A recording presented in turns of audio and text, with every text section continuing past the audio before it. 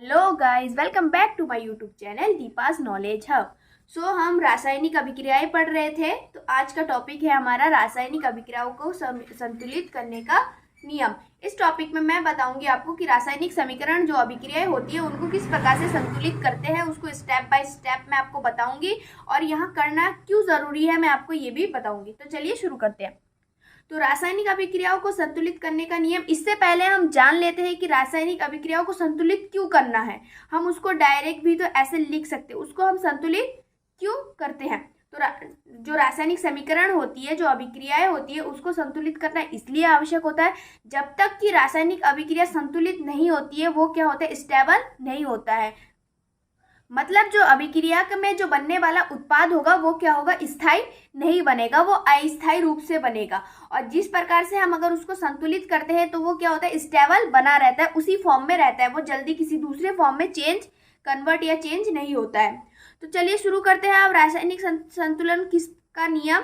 तो इसमें हम रासायनिक अभिक्रिया को संतुलित करने के निम्नलिखित चरण स्टेप है। इसमें हम स्टेप बाय स्टेप पढ़ेंगे कि जो रासायनिक समीकरण है उसको हम किस प्रकार से संतुलित कर सकते हैं। पहला है हमारा स्टेप फर्स्ट।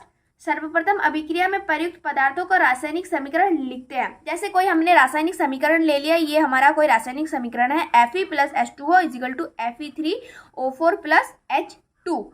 अब हम क्या करेंगे, इसको पहले हम लिख लेंगे। है ये हमारा स्टेप फर्स्ट है कि इसमें हम क्या करेंगे, जो अभिक्रिया होगी उसको हम हूबहू वैसे ही कॉपी करके लिख लेंगे। फिर है हमारा सेकेंड स्टेप।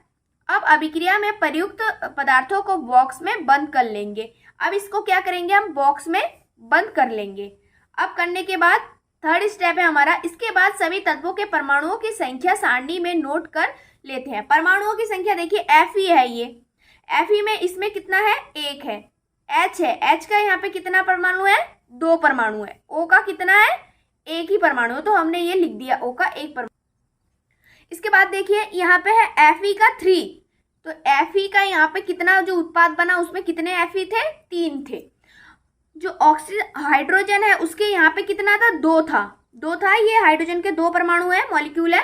तो यहाँ पे भी हाइड्रोजन के कितने मॉलिक्यूल है, 2 ही मॉलिक्यूल है। यहाँ पे ऑक्सीजन का कितना है, एक ही है। यहाँ पे और मॉलिक्यूल नहीं, ऑक्सीजन का एक।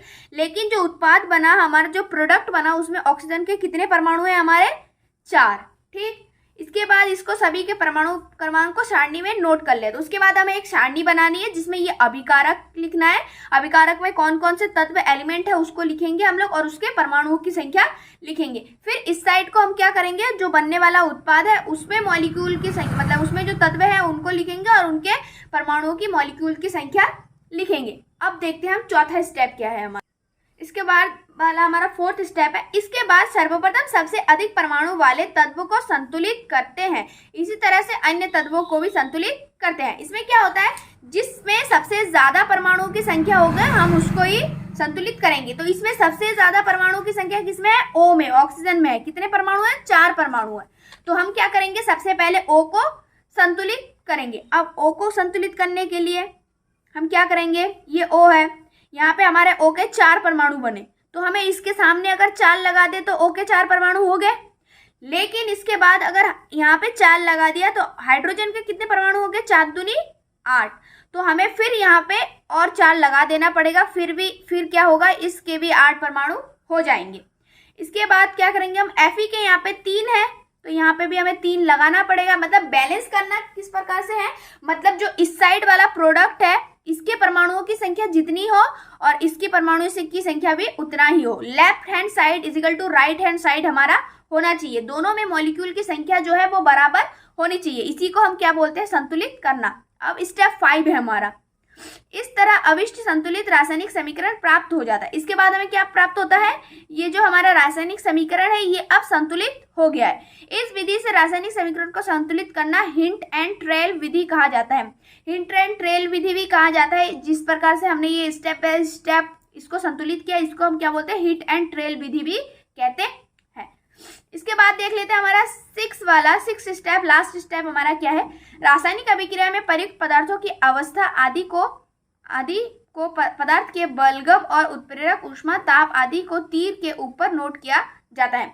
इसमें क्या होता है, जो हमारा प्रोडक्ट होता है उसमें जो तत्व है, जो एलिमेंट है, उसमें हम क्या लिखते हैं, वो अगर ठोस होगा तो उसको हम नोट करेंगे, मतलब एस मतलब सॉलिड, अगर द्रव होगा उसको इंग्लिश में बोलते हैं लिक्विड, तो इसको एल से हम नोट करेंगे, और अगर गैस होगा तो उसको हम जी से नोट करेंगे। जैसे एफ ही हो गया, ये हमारा सॉलिड फॉर्म में है तो इसके पास में हमने क्या लिख दिया, एस लिख दिया।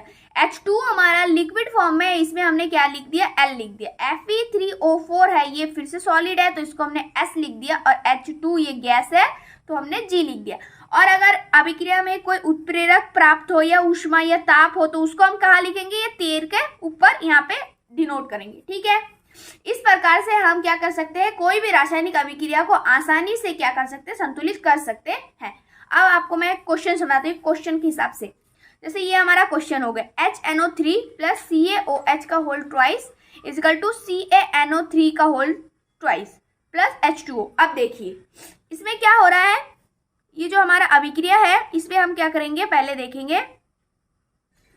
अब ये हमारा क्वेश्चन है, इसमें HNO3 प्लस CaOH का होल ट्वाइस, ये हमारा क्वेश्चन है। इसमें हम देखेंगे परमाणु की संख्या, देखिए यहाँ पे CaOH का होल ट्वाइस, यहाँ पे CaNO3 का होल थ्राइस, यहाँ पे NO3 3 है, यहाँ पे ऑक्सीजन के 2 है, यहाँ पे हमारे कितने हो गए, ऑक्सीजन के 2, तो 1 और ये 3 दूनी 6, ये हो गए हमारे।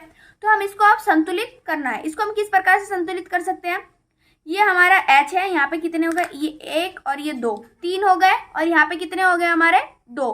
तो पहले हम H को संतुलित कर लेते हैं, अगर हम यहाँ पे 2 लगा देते हैं तो ये क्या हो गया हमारा 2 और ये 2 4 हो गए, लेकिन यहाँ पे कितने बचे फिर हमारे पास 2, तो हम इसके आगे 2 लगा देंगे, तो ये हमारा 2 दूनी 4 हो गया, तो यहाँ पे भी हमारा 2 दूनी 4 हो गया। तो हमारा जो समीकरण है वो क्या हुआ, संतुलित हो गया। अब हमारा नेक्स्ट क्वेश्चन देख लेते हैं, NaOH है प्लस H2SO4 है, Na2SO4 प्लस H2O।